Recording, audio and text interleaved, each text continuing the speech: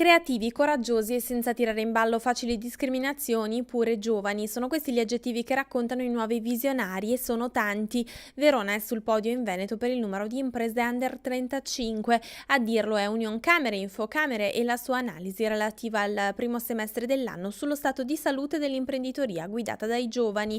Un più 6,4% di tutto rispetto se si guarda al dato nazionale e a quello regionale. Il primato scaligero si spiega però tutto con quelle 7.833 aziende giovani iscritte al registro camerale e a quel saldo semestrale di ben 543 attività, il più elevato dell'intero Veneto.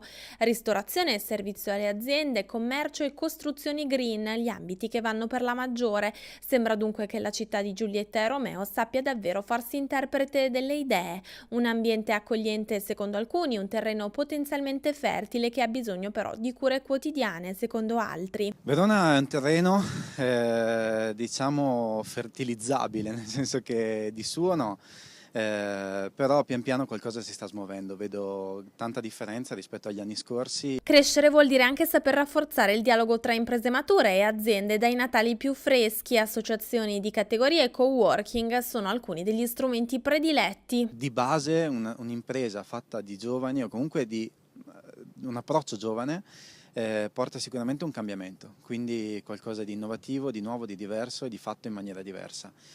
Chiaramente è importante poi che queste imprese di giovani vadano a inserirsi all'interno di un territorio dove ci sono imprese anche non proprio giovani, perché anche loro hanno chiaramente le loro qualità e i loro valori. I primi tempi, quando ci si avvia per il sentiero tortuoso e avvincente dell'imprenditoria, bisogna stringere i denti. Il risultato è, o dovrebbe essere, un equilibrio ben bilanciato di gioie e di dolori. Gioie ce ne sono parecchie perché comunque è sempre bello poter dire la propria all'interno di una città.